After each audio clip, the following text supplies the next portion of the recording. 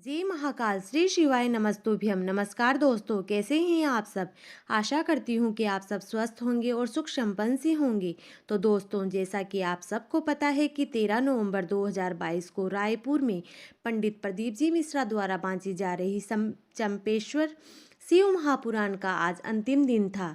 तो इस शिव महापुराण के समापन से पहले पंडित जी ने सोमवार को किए जाने वाले 4 महा उपाय के बारे में बताया है। जो भी इस महा उपाय को करेगा उसके धन संबंधी जो भी समस्याएं हैं या रोग संबंधी कोई भी समस्याएं हैं या कोई ऐसी मनोकामना है जो पूरी नहीं हो रही है, तो मनोकामना पूर्ति के लिए इन उपायों को आप कर सकते हैं। तो उपाय की तरफ बढ़ने से पहले आप रोज़ की तरह मेरे वीडियो को लाइक करें, और यदि आप मेरे चैनल पर नए हैं और मेरे चैनल को सब्सक्राइब नहीं किया है तो आप मेरे चैनल को सब्सक्राइब अवश्य करें। तो ध्यान से देखिए और सुने पहला उपाय कि आपको इस उपाय में करना क्या है।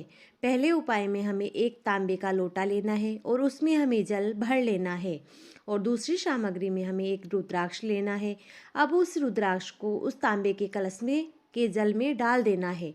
थोड़ी देर उस रुद्राक्ष को उस जल में रहने देना है और बाद में उस रुद्राक्ष को निकाल लेना है और कुंदकेश्वर महादेव का नाम लेते हुए इस जल को शिवलिंग पर धीरे धीरे अर्पित करना है।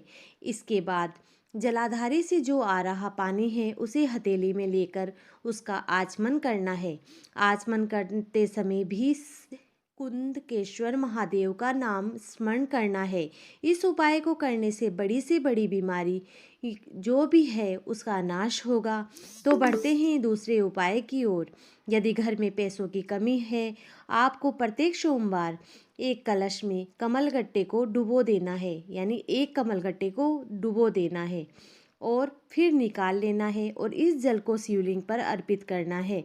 आप उस कमलगट्टे को शिवलिंग पर भी अर्पित कर सकते हैं या आप चाहो तो उसे संभाल कर रख सकते हैं और दोबारा भी इसे उपयोग में ले सकते हैं।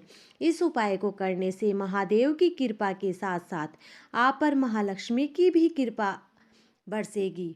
बढ़ते हैं तीसरे उपाय की ओर। यदि आपके जीवन की परेशानियां खत्म ही नहीं हो रही है और एक के बाद एक समस्या सामने आकर खड़ी हो रही है, तो आपको गुरुजी प्रदीप जी महाराज का यह उपाय अवश्य करना चाहिए।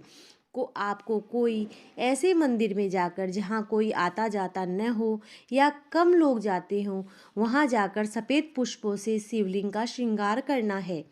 यदि आपके पास फूलों की व्यवस्था नहीं हो रही है तो आप कुंदकेश्वर महादेव का नाम लेकर एक सफ़ेद पुष्प शिवलिंग पर अर्पित कर दें। इस उपाय को करने से भोलेनाथ आपके जीवन की सभी समस्याओं को दूर कर देंगे।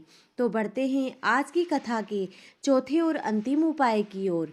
कोई भी अटका हुआ ऐसा कार्य जो बहुत लंबे समय से पूरा नहीं हो रहा है, या कोई कानूनी फाइल है जो आगे बढ़ ही नहीं रही है, या कोई ऐसा एग्ज़ाम है जिसमें आपको सफलता मिल ही नहीं रही है, तो आप गुरुजी पंडित जी मिश्रा का ये उपाय आप कर सकते हैं। ये उपाय आप उस कार्य के लिए निकले तो उससे पहले ये उपाय करें और बाद में उस कार्य के लिए निकले।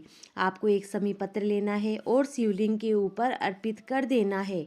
शिवलिंग पर अर्पित करने के बाद उस समी पत्र को शिवलिंग पर से उठाना है और श्री शिवाय नमस्तुभ्यम मंत्र का जाप करते हुए अशोक सुंदरी वाले स्थान पर इसे अर्पित कर देना है। ये उपाय गुरुजी ने चंपेश्वर शिव महापुराण कथा में बताया है। माता अशोक सुंदरी वाले स्थान पर समीपत्र अर्पित करने के बाद आपको एक लोटा जल शिवलिंग के ऊपर और शमीपत्र के ऊपर मतलब अशोक सुंदरी वाले स्थान पर अर्पित करना है। इसके बाद हाथ जोड़कर अपनी मनोकामना बोले या वो कार्य बोले जो काफ़ी समय से आपका अटका हुआ है, और उसके बाद उस कार्य और उद्देश्य के लिए आप निकल जाए जो काफ़ी समय से अटका है।